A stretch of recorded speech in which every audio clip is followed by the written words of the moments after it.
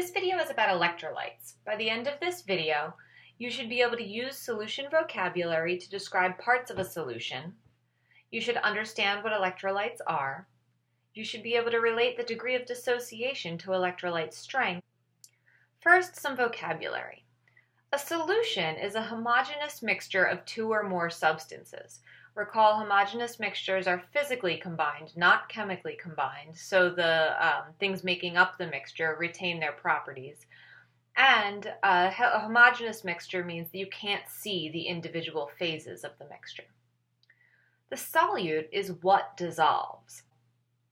So for instance, if I'm dissolving table salt, NaCl, in water, the NaCl is the solute. The solvent is what the solute dissolves in.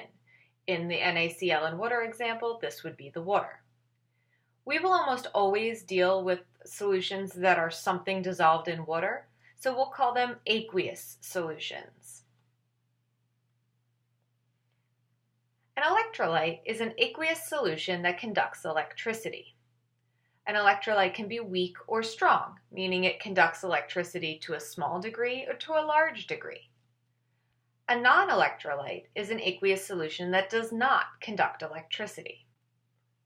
You've likely seen this demo before. If we take a power source and attach it to a light bulb submerged in a strong electrolyte solution, you'll see that the light bulb glows very brightly, meaning that this electrolyte solution conducts electricity very well. On the other hand, weak electrolyte solutions will light the bulb dimly because they do not conduct electricity as well. Non-electrolyte solutions, on the other hand, will not conduct electricity at all, therefore the bulb will not light. Now let's consider how electrolytes come to conduct electricity. In order to do that, we have to think about the process of solvation, or the process by which ionic compounds dissolve in water. This animation will show you how this happens. You'll notice we're going to put a sample of table salt, NaCl, in water. NaCl is a crystalline solid. The white spheres represent positive sodium ions and the green spheres negative chloride ions. When the sodium chloride is placed in water, it will begin to dissolve. Notice the water molecules in red and white surround the individual ions. This is called the process of solvation. It then carries the ions away from each other. Also note that the positive sodium ions are attracted to the negative ends of the water molecules, and vice versa. The negative chloride ions are attracted to the positive ends of the water molecules. This process continues until all of the ions have dissociated in solution. Dissociation is when ionic compounds separate into their ions.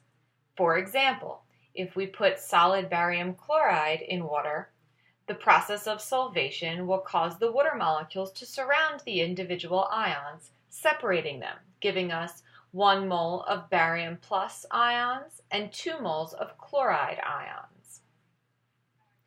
A strong electrolyte is an ionic compound that completely dissociates in solution. In other words, barium chloride, when placed in water, will completely dissociate, meaning all of the ions separate from one another. Here you see I put 3 barium chlorides in water, therefore I get 3 dissociated barium 2+ ions and 6 dissociated chloride ions.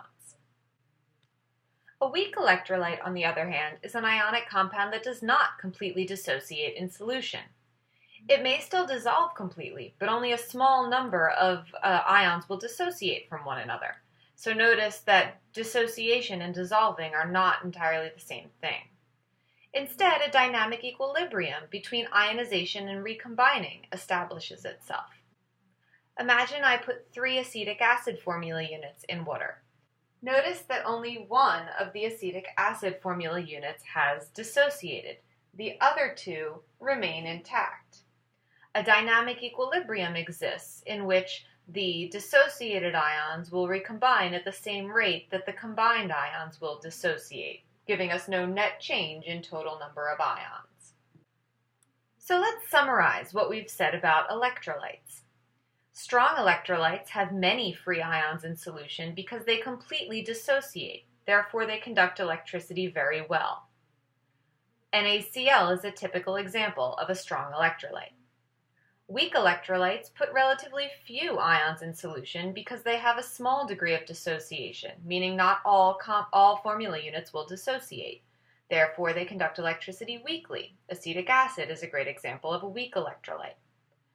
A non-electrolyte puts no free ions in solution because it does not dissociate at all into ions. Therefore, it does not conduct electricity. Sugar and other molecular solids are great examples of non-electrolytes. That brings us to the end of the electrolytes video. Let's review our goals. First, we learned to use solution vocabulary such as solute, solvent, and solution. Then we looked at what electrolytes are and related the degree of dissociation to electrolyte strength.